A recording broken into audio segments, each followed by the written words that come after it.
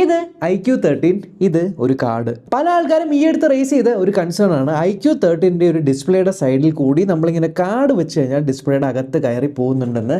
So ഞാൻ ഈ ഒരു കാർഡ് ഡിസ്പ്ലേയുടെ സൈഡിൽ കൂടെ ഫുള്ള് നോക്കുവാണ്. കണ്ടില്ലേ, ഈ കാർഡ് അകത്തേക്കൊന്നും കയറി പോകുന്നില്ല.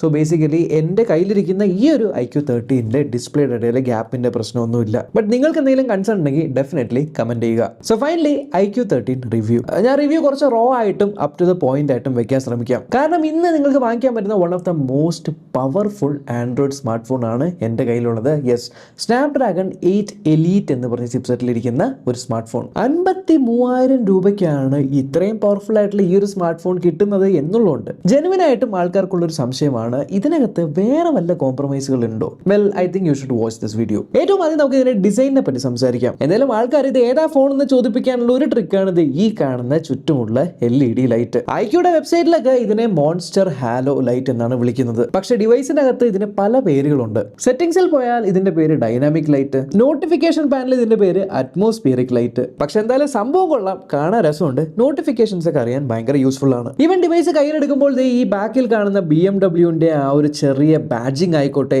കാണാൻ വളരെ വലിയ ക്യാമറ മൊഡ്യൂൾ ആയിക്കോട്ടെ, വളരെ സ്ലിം ആയിട്ടുള്ള ഈക്വൽ ബെസൽസ് ഉള്ള ഈ ഒരു ഡിസ്പ്ലേ ആയിക്കോട്ടെ, റിയലി ഒരു കാര്യം ഞാൻ ഫീൽ ചെയ്തത്, കേസ് ഉപയോഗിക്കാതെ ഈ ഫോൺ നിങ്ങൾ കയ്യിലെടുക്കുന്ന സമയത്ത് എപ്പോഴും ഫോണിനൊരു തണുപ്പ് ഫീൽ ചെയ്യുന്നുണ്ട്. ഞാൻ അത്യാവശ്യം വലിപ്പമുണ്ട് ഈ ഒരു ഫോണിന്. സോ ബിഗ് ഫോൺ നോക്കുന്ന ആൾക്കാരാണെങ്കിൽ this is definitely for you. കാരണം കയ്യിലെടുക്കുമ്പോൾ പോലും ആ ഒരു പ്രീമിയം അല്ലെങ്കിൽ ഡെൻസിറ്റി ഫീൽ ചെയ്യുന്നുണ്ട്.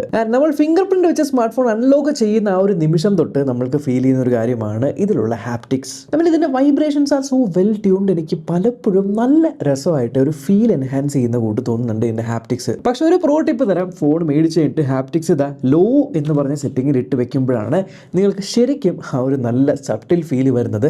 എസ്പെഷ്യലി ടൈപ്പ് ചെയ്യുന്ന സമയത്ത് നല്ല രസമാണ്. ഈവൻ ഫിംഗർ പ്രിന്റ് സെൻസർ ഭയങ്കര ഫാസ്റ്റ് ആണ്. ആൻഡ് ഇതിന്റെ ആനിമേഷൻസ് ഒക്കെ നിങ്ങൾക്ക് മാറ്റാൻ പറ്റും. ഇത് കണ്ടില്ലേ, കുറേ അധികം ഫിംഗർ പ്രിന്റ് ആനിമേഷൻസ് ഇതിൽ കൊടുത്തിട്ടുണ്ട്. ബൈ ഡിഫോൾട്ട് ഇതിനകത്തൊരു സ്ക്രീൻ പ്രൊട്ടക്ടർ ഉണ്ട്. എന്നിട്ട് പോലും ഫിംഗർ പ്രിന്റ് സ്കാനർ അത്യാവശ്യം നല്ല ഫാസ്റ്റ് തന്നെയാണ്, ഒന്നും പറയാനില്ല. ഇതിന് താഴെയും മുകളിലും ആയിട്ട് നിങ്ങൾക്ക് സ്പീക്കർ ഗ്രിൽസ് കാണാൻ പറ്റും. ഇതിൽ ഞാൻ നോട്ടീസ് ചെയ്തൊരു കാര്യം എന്താ വെച്ചാൽ, ഇതിന്റെ പൊസിഷൻ നിങ്ങൾ കണ്ടു കഴിഞ്ഞാൽ ഇവിടെ ടൈപ്പ് സി പോർട്ടിന്റെ ഈ ഒരു ഭാഗത്തായിട്ടാണ് സ്പീക്കർ ഗ്രിൽ, ആൻഡ് മുകളിൽ ലേശം ഈ ഒരു ഭാഗത്തായിട്ടാണ് സ്പീക്കർ ഗ്രിൽ. സോ നിങ്ങൾ ഇത് കയ്യിൽ പിടിച്ച് ഉപയോഗിക്കുന്ന സമയത്ത് വീഡിയോ ഒക്കെ കാണുവാണെങ്കിൽ അറ്റ് എ ടൈം ഏതെങ്കിലും ഒരു സ്പീക്കർ ഗ്രിൽ കവേർഡ് ആയിരിക്കും. ഇപ്പൊ ഇങ്ങനെ പിടിക്കുവാണെങ്കിൽ ഈ സ്പീക്കറിൽ ഓപ്പൺ ആണ്, ബട്ട് ഈ സ്പീക്കറിൽ കവേർഡ് ആണ്. ഞാൻ ഇത് തിരിച്ചിങ്ങനെ പിടിക്കുവാണെങ്കിൽ ഈ സ്പീക്കറിൽ കവേർഡ് ആയിരിക്കും, പക്ഷേ ഈ സ്പീക്കറിൽ ഓപ്പൺ ആയിരിക്കും. സോ അത് ലേശം സ്ട്രേഞ്ച് ആയിട്ട് തോന്നി. പക്ഷേ നിങ്ങൾ ഇങ്ങനെ പിടിച്ച് സിനിമയൊക്കെ കാണുന്ന സമയത്ത് ഇതിന്റെ സ്പീക്കറിന്റെ ഔട്ട്പുട്ട് വളരെ രസമുണ്ട്, നല്ല സൗണ്ട് ക്വാളിറ്റി വരുന്നുണ്ട്, അത്യാവശ്യം ഒരു ഡീപ്പ് ആയിട്ടുള്ള ഒരു ബേസ് പോലെയൊക്കെ തോന്നിക്കുന്നുണ്ട്. ആൻഡ് റിയലി ഞാൻ അനുഭവിച്ചൊരു കാര്യം എന്താണെന്ന് വെച്ചാൽ, ഇത് 100% വോളിയമിൽ വെക്കേണ്ട ആവശ്യം വരാറില്ല. നിങ്ങൾ 100% വോളിയമിൽ വെക്കുവാണെങ്കിൽ നിങ്ങൾക്ക് ചെവി കേൾക്കുന്നില്ലേ എന്ന് തൊട്ടടുത്തുള്ള ആൾക്കാർ ചോദിക്കും,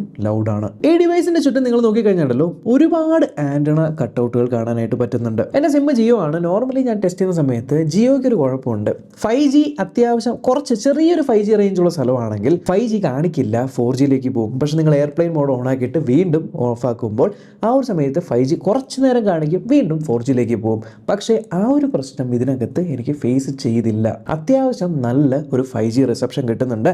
അത് ഈ ആന്റണ കട്ടൗട്ടുകളുടെ ഗുണമാണോ അതോ പുതിയ ഈ ഒരു ചിപ്സെറ്റിന്റെ ഒരു ഗുണമാണോ എന്നറിയില്ല. എന്തായാലും 5G കവറേജ് നല്ലപോലെ കിട്ടുന്നുണ്ട്. ആൻഡ് നല്ലൊരു ഡിസ്പ്ലേ ആണ് ഇതിനകത്ത് കൊടുത്തിരിക്കുന്നത്. എസ്പെഷ്യലി ഔട്ട്ഡോറിൽ ഉപയോഗിക്കുന്ന സമയത്ത് എനിക്ക് ഇതിന്റെ ഡിസ്പ്ലേ നല്ല ബ്രൈറ്റ് ആയിട്ട് തോന്നി. നിങ്ങൾ സെറ്റിംഗ്സിൽ പോയിട്ട് ഡിസ്പ്ലേയുടെ സ്ക്രീൻ റെസൊല്യൂഷൻ 2K ഇടാൻ മറക്കണ്ട, എന്നാൽ മാത്രമേ ഇതിന്റെ ഫുൾ പൊട്ടൻഷ്യൽ കിട്ടുള്ളൂ. And one more pro tip, ഈ ഒരു ഡിസ്പ്ലേ എന്ന് പറയുന്നത് 144 ഹെർട്സിന്റെ ഡിസ്പ്ലേ ആണ്. സോ നോർമലി ഇതായി ഒരു സ്മാർട്ട് സ്വിച്ച് എന്ന് പറഞ്ഞ മോഡലായിരിക്കും കിടക്കുന്നത്. സ്മാർട്ട് സ്വിച്ച് കൊണ്ട് നിങ്ങൾക്ക് ബാറ്ററി ലാഭിക്കാൻ പറ്റുമെന്ന് വെച്ചാൽ പറ്റും. പക്ഷേ നിങ്ങൾ നോർമലി യൂസ് ചെയ്യുന്ന സമയത്ത് പല ആപ്ലിക്കേഷൻസിനും 60 ഹെർട്സിലേക്ക് ഇനി റിഫ്രഷ് റേറ്റ് ലോക്ക് ആവുന്നത് പോലെ എനിക്ക് തോന്നി. അതുകൊണ്ട് ഈ ഒരു സാധനം ഡയറക്റ്റ് 144 ഹെർട്സിലേക്ക് ഇട്ട് വെക്കുകയാണെങ്കിൽ ഒട്ടുമിക്ക എല്ലാ ആപ്ലിക്കേഷൻസിലും നിങ്ങൾക്ക് ആ ഒരു സ്മൂത്ത് ആയിട്ടുള്ള സ്ക്രോളിംഗ് കിട്ടും. ഇതിനകത്ത് ആപ്സ് ആണെങ്കിൽ ഹൈ റിഫ്രഷ് റേറ്റ് എടുത്തിട്ട് ഇതിനകത്ത് നോക്കുക, ചില ആപ്ലിക്കേഷൻസിൻ്റെ ഒക്കെ ഓഫ് ആയിരിക്കുവാണെങ്കിൽ അത് ഹൈ റിഫ്രഷ് റേറ്റ് തരില്ല. സോ അത് ഓൺ ആക്കാനും മറക്കണ്ട. അതുപോലെ ഔട്ട് ഓഫ് ദ ബോക്സ് സ്ക്രീനിന്റെ കളേഴ്സ് ഭയങ്കര പഞ്ചി ആയിട്ട് തോന്നും, കാരണം സ്റ്റാൻഡേർഡ് മോഡ് ഇവരുടെ പഞ്ചിയാണ്. നിങ്ങൾക്ക് വേണമെങ്കിൽ ഈ ഒരു പ്രൊഫഷണൽ എന്ന് പറഞ്ഞ മോഡിൽ ഇട്ട് കഴിഞ്ഞാൽ കുറച്ചുകൂടി ന്യൂട്രൽ ആയിട്ടുള്ള ഒരു ടോൺസ് ആയിരിക്കും വരുന്നത്. നല്ലപോലെ വിവിഡ് ആയിട്ട് വേണമെങ്കിൽ ബ്രൈറ്റിൽ നിങ്ങൾക്ക് ഇടാം. പക്ഷേ 144 ഹെർട്സിൽ ഇടുവാണെങ്കിൽ ബാറ്ററി ബാക്കപ്പ് ഭയങ്കര ശോകമായിരിക്കില്ലേ എന്ന് നിങ്ങൾക്ക് തോന്നാം. എന്നാലും ഒരു കാര്യം ഞാൻ പറയാം, 6000 mAh ബാറ്ററി ഇതിനകത്ത് കൊടുത്തിട്ടുണ്ടോ, അത് 1 ഫുൾ ഡേ സുഖമായിട്ട് നിൽക്കുന്നുണ്ട്. 8 മണിക്കൂറോളമൊക്കെ സുഖമായിട്ട് സ്ക്രീൻ ഓൺ ടൈം ഇതിനകത്ത് കിട്ടുന്നുണ്ട്. നല്ല ഒരു ഹെവി യൂസേജ് ചെയ്യുവാണെങ്കിൽ പോലും ബാറ്ററി ലൈഫിൽ യാതൊരു പ്രശ്നമില്ല. It's interesting. കാരണം ചെറിയ ഫോം ഫാക്ടറിൽ നല്ല ബാറ്ററി ബാക്കപ്പ് തരുന്നുണ്ട്. ആൻഡ് യെസ്, സ്നാപ്ഡ്രാഗൺ 888 എഫിഷ്യൻ്റ് ആയിട്ടുള്ള ചിപ്സെറ്റ് ആണെന്ന് ഇതിൽ നിന്ന് മനസ്സിലാക്കാം. ഇനി എങ്ങാനും ചാർജ് തീർന്നു പോവുകയാണെങ്കിൽ 120 വാട്ട് വരെ ഇതിൻ്റെ ഫാസ്റ്റ് ചാർജിങ് സപ്പോർട്ട് ചെയ്യുന്നുണ്ടല്ലോ. കുത്തിയിട്ട് കഴിഞ്ഞാൽ 15 മിനിറ്റ് കൊണ്ട് കേട്ടോ, 15 മിനിറ്റ് കൊണ്ട് ഏകദേശം 50-52% ചാർജായി. ആൻഡ് ഒരു 35-40 മിനിറ്റിനുള്ളിൽ 100% ചാർജ് ആവുന്നുണ്ട്. ഫാസ്റ്റ് ചാർജിങ് ഉണ്ട്. So you don't have to worry about battery. ഒരു കാര്യം, ഇതിൻ്റെ ബാറ്ററി സെറ്റിങ്ങിൽ ബാറ്ററി ഹെൽത്ത് ആൻഡ് ചാർജിങ് എന്ന് പറയുന്ന ഈ സെക്ഷനിൽ ഫാസ്റ്റ് ചാർജിങ് ഓൺ ആക്കി ഇടാൻ മറക്കരുത്. ബൈ ഡിഫോൾട്ട് ഓഫ് ആയിരിക്കും. Out of the box device FunTouch OS 15 വരുന്നത്. യെസ്, ആൻഡ്രോയിഡ് 15 ബേസ് ചെയ്തിട്ട്.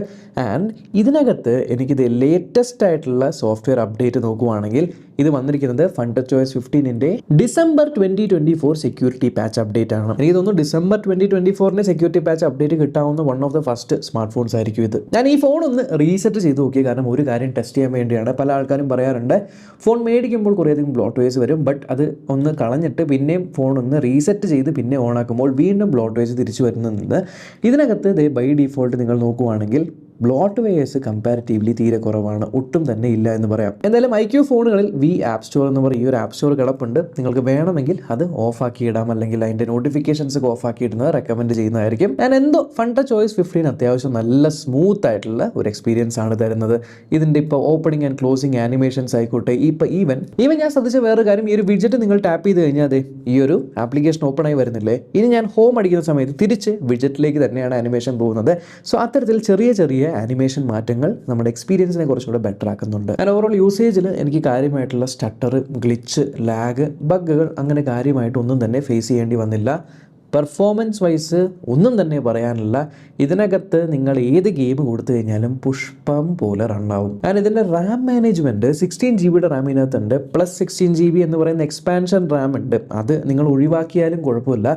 ഇപ്പം നിങ്ങളൊരു ആപ്ലിക്കേഷൻ ഓണാക്കി വെക്കുക, ഒരു 10 ആപ്ലിക്കേഷൻ ഓണാക്കി വെച്ചാലും ആദ്യം ഓണാക്കിയ ആപ്ലിക്കേഷൻ ഏത് സ്റ്റേറ്റിലാണോ അതിൽ തന്നെ നല്ലപോലെ റീറ്റെയിൻ ആവുന്നുണ്ട്. സോ ഐ വുഡ് സേ നിങ്ങളൊരു പെർഫോമൻസ് ഓറിയൻറ്റഡ് അല്ലെങ്കിൽ ഗെയിമിംഗ് ഓറിയൻറ്റഡ് സ്മാർട്ട് ഫോൺ നോക്കുന്നുണ്ടെങ്കിൽ this is one of the best smart phones right now. But ആദ്യം ഞാൻ പറഞ്ഞ പോലെ ഇത്രയും കാര്യങ്ങൾ നമ്മൾ സംസാരിച്ചു, പക്ഷേ ഇതിലൊന്നും വിട്ടുവീഴ്ചയായിട്ട് തോന്നുന്നില്ലല്ലോ. സോ ക്യാമറയിലായിരിക്കുമോ ഇവർ വിട്ടുവീഴ്ച വരുത്തിയിരിക്കുന്നത് ചോദിച്ചാൽ, ഇതിൻ്റെ ക്യാമറാസ് 3 50 മെഗാ പിക്സലിൻ്റെ ക്യാമറയാണ്. ഒരു പ്രൈമറി ക്യാമറ, ഒരു ടെലിഫോട്ടോ ക്യാമറയും, ഒരു അൾട്രാ വൈഡ് ക്യാമറയും. ഇതിൽ ഞാൻ ശ്രദ്ധിച്ചൊരു കാര്യം എന്താണെന്ന് വെച്ചാൽ, ഈ 3 ക്യാമറകളുടെ എടുക്കുന്ന ഫോട്ടോസ് ഉണ്ടല്ലോ, അത്യാവശ്യം 3 എണ്ണത്തിലും ഒരേപോലെയാണ് കാണാനായിട്ട് കളർ വരുന്നത്. അത് കൺസിസ്റ്റൻസി നല്ലപോലെ ഈ 3 ക്യാമറകൾക്കിടയിലുണ്ട്. ഈവൻ 2-3 ബൊക്കെ സ്റ്റൈലുകൾ ഇപ്രാവശ്യം അവർ ഇംപ്ലിമെൻറ്റ് ചെയ്തിട്ടുണ്ട്. Normally out of the box ഇതിൽ നിന്ന് എടുക്കുന്ന ഫോട്ടോസ് നോക്കിക്കഴിഞ്ഞാൽ വിവിഡ് പഞ്ചി ഷാർപ്പായിട്ടുള്ള ഫോട്ടോസ്, അഥവാ ഇൻസ്റ്റാഗ്രാം റെഡി ഫോട്ടോസ് എന്നൊക്കെ വേണമെങ്കിൽ പറയാം. അതിൻ്റെ പ്രധാനപ്പെട്ട കാരണം ഈ മുകളിൽ കാണുന്ന ഈ നടുവിലുള്ള ഐക്കൺ കണ്ടോ, ഈ ഐക്കൺ നിങ്ങൾ ക്ലിക്ക് ചെയ്ത് കഴിഞ്ഞാൽ ഇതിനകത്ത് വിവിഡ് ടെക്സ്ചേർഡ് നാച്ചുറൽ എന്ന് കാണും. ഇതിൽ വിവിഡി കിടക്കുന്നതുകൊണ്ടാണ് ഇത്തരത്തിലുള്ള ഒരു പഞ്ചി ആയിട്ടുള്ള ഫോട്ടോസ് വരുന്നത്. അത് ഇഷ്ടമല്ല എങ്കിൽ നിങ്ങൾക്ക് ഈ ഒരു സാധനം നാച്ചുറൽ എടുത്തിട്ട് കഴിഞ്ഞാൽ നിങ്ങൾക്ക് നോർമലി നല്ലൊരു ബാലൻസ്ഡ് ടോണുള്ള ഫോട്ടോസ് കിട്ടുന്നുണ്ട്. ആൻഡ് ഫോട്ടോസിൻ്റെ കാര്യത്തിൽ നമുക്കൊന്നും തന്നെ എടുത്ത് മോശം എന്ന് പറയത്തൊക്കെ ഒന്നുമില്ല, കാരണം നല്ല ഫോട്ടോസ് തന്നെയാണ് ഏതൊരു സിറ്റുവേഷനിലും വരുന്നത്. ചില സമയങ്ങളിൽ സ്കിൻ ടോൺസിൻ്റെ കാര്യത്തിൽ മാത്രം ചിലപ്പോൾ ഇൻകൺസിസ്റ്റൻസീസ് വരാറുണ്ടെങ്കിലും overall photos are nice. Video ഡിപ്പാർട്ട്മെന്റിൽ up to 8K 30 FPS video എടുക്കാൻ പറ്റും. ഞാൻ ജനറലി പ്രിഫർ ചെയ്യുന്നത് 4K 60 FPS ആണ്. സ്റ്റേബിൾ ആയിട്ടുള്ള വീഡിയോസ് കിട്ടുന്നുണ്ട്. ബട്ട് ഇനിയും കുറച്ചുകൂടി അൾട്രാ സ്റ്റേബിൾ എന്ന് പറഞ്ഞ മോഡിലിട്ട് നിങ്ങൾക്ക് വീഡിയോ എടുക്കണമെങ്കിൽ അത് നിങ്ങൾക്ക് 1080p 60 FPS എടുക്കാനായിട്ട് പറ്റുന്നത്. And also 4K 60 FPS videos നിങ്ങൾക്ക് എല്ലാ ക്യാമറാസിലും അവൈലബിൾ ആണ് എന്നുള്ളതാണ് വേറൊരു ഹൈലൈറ്റ്. ഈവൻ 4K 60 FPS നിങ്ങൾക്ക് ഫ്രണ്ട് ക്യാമറയിലും ലഭിക്കുന്നുണ്ട്. ആൻഡ് ഫ്രണ്ട് ക്യാമറാസിൽ എടുക്കുന്ന സെൽഫി ഫോട്ടോസും എനിക്ക് ഇഷ്ടമായി. So overall if you ask me, ഈ ഒരു സ്മാർട്ട് ഫോൺ മേടിക്കണമെന്ന് വെച്ചാൽ ഒരു നല്ല വാല്യൂ ഫോർ മണി എന്നാൽ പെർഫോമൻസ് ഓറിയൻറ്റഡ് ആയിട്ടുള്ള ഒരു സ്മാർട്ട് ഫോൺ നിങ്ങളിപ്പോൾ മേടിക്കാൻ പ്ലാൻ ഇടുന്നുണ്ടെങ്കിൽ ആസ് ഓഫ് നൗ ഈ ഒരു വീഡിയോ ഷൂട്ട് ചെയ്യുന്ന ഈ ഒരു സമയത്ത് ഇതിലും നല്ല better value for money device വേറെ ഉണ്ടാവില്ല. അപ്പോൾ ഇതൊക്കെയാണ് എൻ്റെ ഒരു അഭിപ്രായം. നിങ്ങൾക്ക് എന്താണ് തോന്നുന്നത് എന്ന് കമൻറ്റ് ബോക്സിലൂടെ അറിയിക്കുക.